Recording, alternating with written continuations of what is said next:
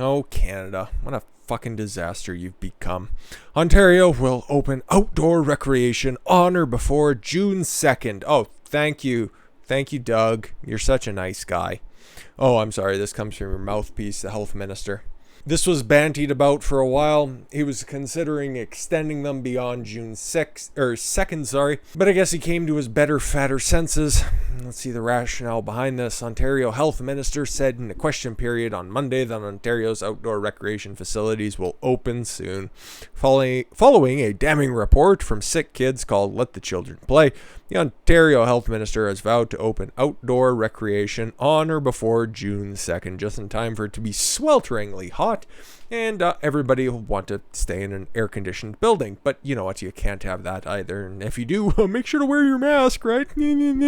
Well, speaking to the media, Premier Ford indicated that summer camps would also be allowed. Oh, thank God you're allowing us to go to summer camp. How great. Because every kid has the right and deserves to go to some creepy camp and get touched by an avarice camp counselor. Outdoor facilities have been closed since April 16th of 2021. Oh my God, we're still doing this, huh? In the report, oh, of course, that's the only reason why they took this up, because it was some kind of identity politics play.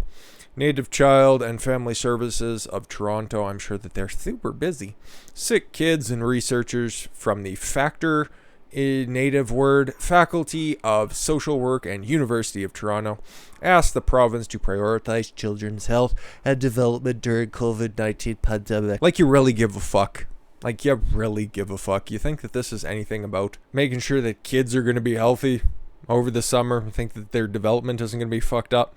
The science, the researchers, all of the studies have already been done up to this point, and the effects of this lockdown of the year and, oh my God, just about 2 years of school being taken away from these kids are going to have lifelong educational detriments. But, oh no, coming up to the end of the school year, you guys don't have to bother going back because it's just about over, and teachers' unions, my guys, you guys can go back and pick up your report cards and see little fuckers next time. Go enjoy your summer.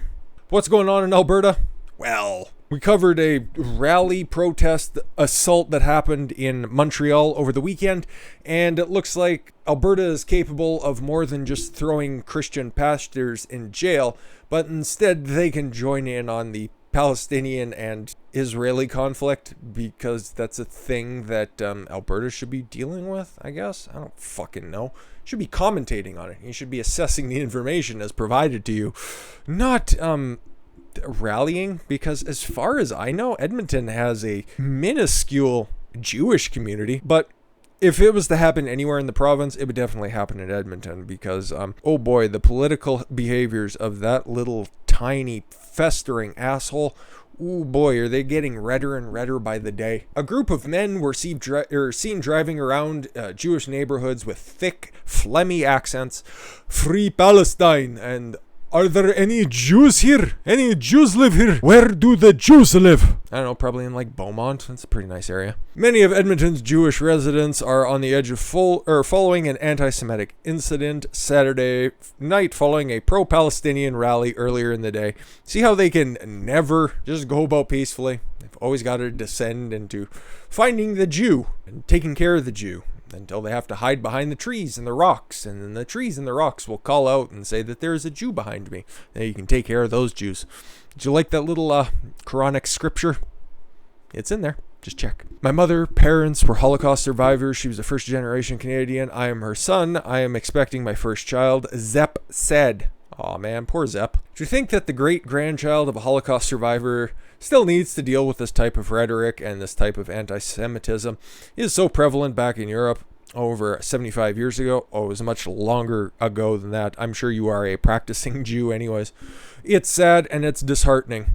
See, that's the difference that I'm seeing right now, because there are a lot of non-practicing Jews who are typically on the left side of politics anyways, lining up behind the pro-Palestinian outrage, support, hatred, whatever you want to call it right now. And then you got the Orthodox types who'd normally fall the center right, what have you, the more Orthodox types. We've seen the ones, the ones with the funny hats and the curly curls being prosecuted in New York under Cuomo leading up to the election. And then they were having their big Trump rallies, as big as you can have them, with all the funny dancing. And those are the two groups that are forming. Because you have Bernie Sanders coming out saying, oh, we should have a free Palestine. Forgetting the fact that he's cut, for Christ's sakes. But it's only identity politics when it works for you. Just showing you more that ideological dickheads, and there's no consistency to be found over there. It's just whatever works for me now that's the position I'm going to be taking up. And if identity politics aren't going to work for me now, then fuck it. We'll redefine what the identity is, and we'll just change it to make it all work for me so we can all think as a monolith. We'll have more of an update on that conflict tomorrow because it's very funny how things that I talked about earlier, and I'm not going to take credit for this because it was fairly fucking obvious. There's a certain group from last year that is aligning themselves with the pro-Palestinian wing right now. Just letting you know that this is not even remotely organic. But we're going to be focusing on Canada because Canada, we have our fair share of anti-Semitism, we have our fair share of lockdowns, and we have our fair share of idiots because this dumb motherfucker, okay?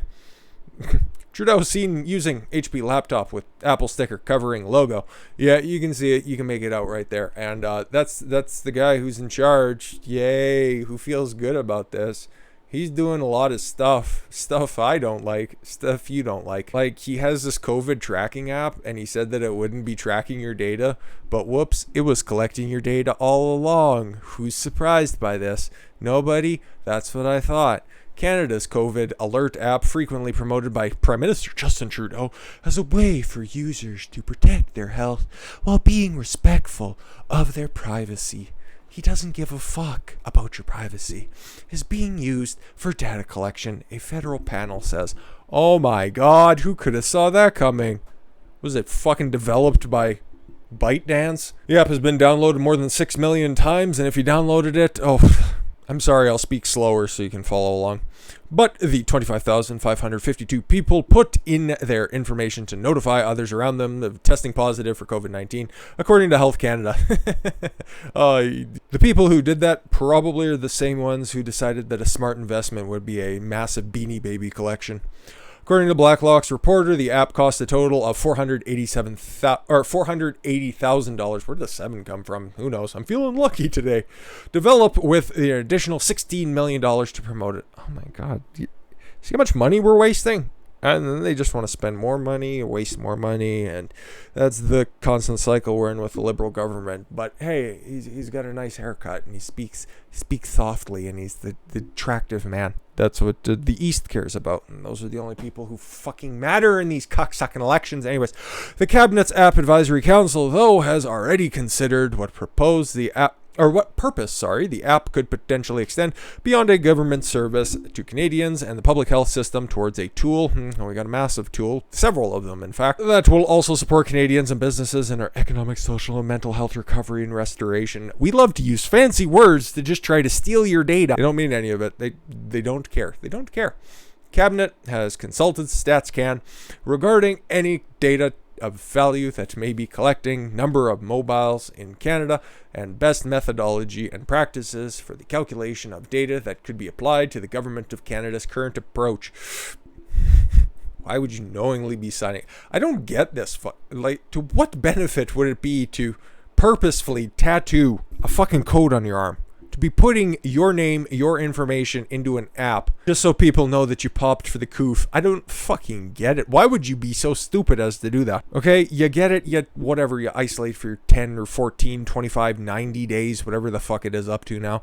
You go ahead, you do that, and then you go back to work. Fucking that's the pipeline. That's the plan. That's always been the plan. The plan hasn't changed. But now, no, put it in a tracking app that's sponsored by the government. 1984 needs to be mandatory reading. And finally, while we're still in the midst of a third wave, apparently, I don't know.